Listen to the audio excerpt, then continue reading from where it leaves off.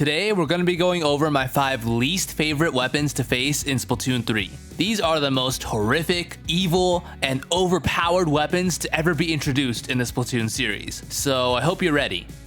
Or maybe I just hate these weapons because I have a giant skill issue.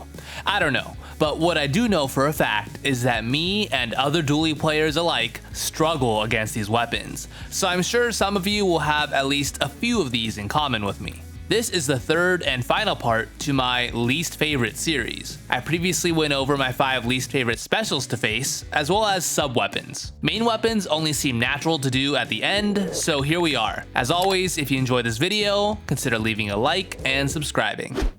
To kick off the list, we have the good old sloshing machine. This used to be undeniably the best weapon in Splatoon 3, and it also had phases where it was a super good weapon in the previous 2 games as well. But throughout the years, this weapon has received a variety of nerfs, as the devs realized how powerful it was. It's gotten a handful of ink efficiency nerfs, hitbox nerfs, painting nerfs, and most recently in Splatoon 3, a 5-frame fire rate nerf. So after all of those, there's no way this weapon could still be annoying, right? I wish I could say it wasn't, but if I did, I'd be lying. I still die to machines so often, it's infuriating. Now, Tetras and a couple of the other dualies are just naturally weak to this weapon, so it makes sense why I still hate it.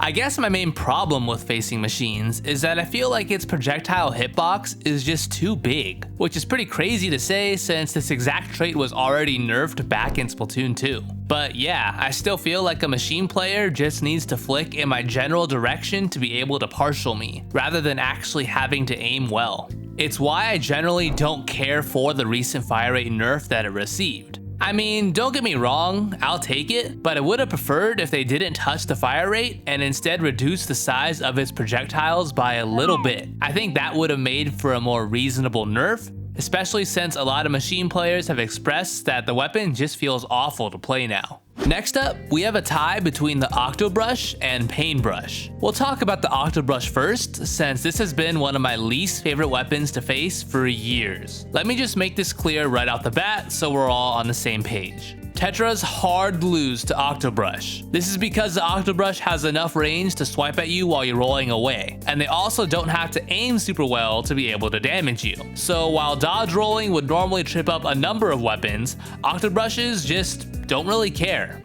Another thing that pisses me off about facing Octobrushes, or really just any brush, is that your vision gets obstructed when they're swiping right in front of you. So even if you technically have the advantage on them, their constant flinging ink can make them a difficult target to aim at. Lastly, Splatoon 3's poor netcode doesn't help this weapon's case either. There are so many times where you back up out of the Octobrush's range, only to still die because of the game's slow tick rate. Oh, by the way, this is not the last time I'm going to be talking about the poor netcode in this video. As I said, Octobrushes have been a natural enemy of mine for years, but there's a relatively new brush weapon that's even worse. The Paintbrush. Honestly, I hate the Paintbrush for pretty much all the exact same reasons that I listed for the Octobrush, except it's much worse. Paintbrush has way more range than an Octobrush does, and it also does much more damage. So yeah, you can imagine why I also dislike the Paintbrush. There's not much more to say here. I know that the Paintbrush isn't a quote-unquote good weapon in the metagame right now,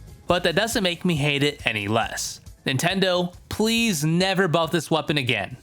Alright, next we have a weapon from a similar family, the Carbon Roller. Honestly, I really only have an issue with the Carbon Roller Deco specifically. The vanilla one hardly gives me any problems. The Burst Bomb allows the Carbon Deco to be very mobile, and when you combine that with this weapon's insane kill speed, it can be quite the annoying weapon in the right hands. And as you've probably guessed, this weapon is pretty good against dualies. It's especially good against Tetras, since Tetras are often just rushing in trying to draw attention. Carbon's playstyle involves a lot of sharking and punishing opponents who are moving quickly and not being super cautious, which is kind of Tetra's whole niche in the first place. Tetras don't have time to sit around and scope out the area. They just hold forward with barely any brain power. Sure, Autobomb on the Dark Tetras can help you scope out a Carbon occasionally, but you can't spam them nearly enough to always know where one is. Anyway, moral of the story here is if you're facing a good Carbon Deco player on Tetra, be prepared to die a lot. Oh, and don't even get me started on this thing having Trizooka. That's just salt in the wound at this point. Second to last, we have what a lot of people consider to be the most skillless weapon in all of Splatoon, the Tri-Slosher. Now, me personally, I wouldn't go that far. I think every weapon takes some amount of skill to actually perform well with in this game, but it is definitely easier than some other weapons. You can't deny that. But skill floor aside, what about the Tri-Slosher is so bad to make number 2 on my list? For me, it's just the combination of its fire rate and range. This thing can flick way too fast for how far its shots go, and a lot of times, you're dead before you can even react. A lot of times when a Tri-Slosher kills me, it just feels really cheesy, especially given how wide its hitbox is. Oh, and remember how earlier we were talking about netcode? Yeah, it feels like Tri-Sloshers get away with so much because of this game's lag. You will sometimes be nowhere near where they flick, and you'll still end up dying. It's pretty infuriating. If you guys remember, back in late Splatoon 2, they gave the Tri-Slosher a 2-frame fire rate buff. Personally, I always found that buff to be quite stupid. I thought the weapon was perfectly balanced the way it was before. If they just reverted that one buff in Splatoon 3, I don't think this weapon would even be in my top 5 anymore. Alright, we've reached the final one. What is my least favorite main weapon to face in Splatoon 3? Guys, the truth is, I hate a lot of weapons in this game. I just have beef with everything. I hate E-leaders for how much range they have. I hate dually squelchers for their jump tech. I hate Blobber just because the hitbox of the bubbles are always hella laggy. The list goes on. Pretty much every weapon has something that I dislike about it, but there is not a single negative trait of a weapon I could think of that would make me dislike anything more than the 52 Gal. This weapon is the absolute bane of my existence. I despise this thing. And I think most other dually players would have to agree. Actually, I think most players in general tend to despise 52 Gal from what I've seen, regardless of what weapon you play. The 52 Gal is a classic case of a shooter weapon that was in a fine spot back in Splatoon 2, then towards the end of the game's life, they decided to give it a ton of buffs for no reason. Yes, there were a few other weapons that received similar treatment, such as the Splatter Shot and NZAP, but with the 52, it was extreme. Like, seriously, look at all the buffs this thing got near the end of Splatoon 2. The weapon was in a fine spot before. Why did it need all of this? It got RNG buffs, painting buffs, mobility buffs, and in Splatoon 3, it even got a points for special buff at one point, although it was reverted later.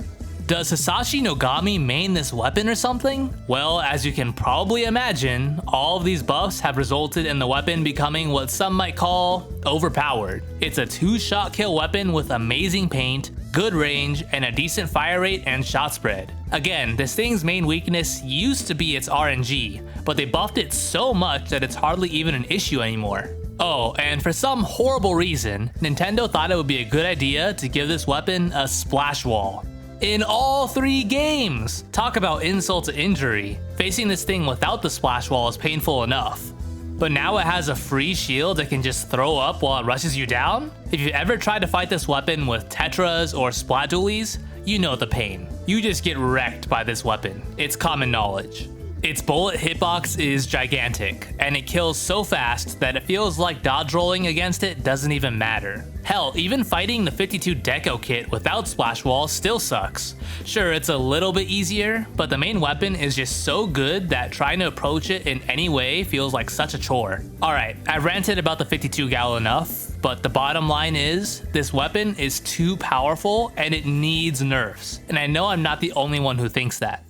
Alright, well that concludes my 5 most hated weapons in Splatoon 3. I hope you guys enjoyed. If you did, be sure to give it a like, subscribe, hit the bell, all that good stuff. And also, let me know your list of 5 down below, because I doubt anyone has the exact same list of 5 that I did. With that being said, thank you so much for watching, hope you have a great day, and I'll see you all next time.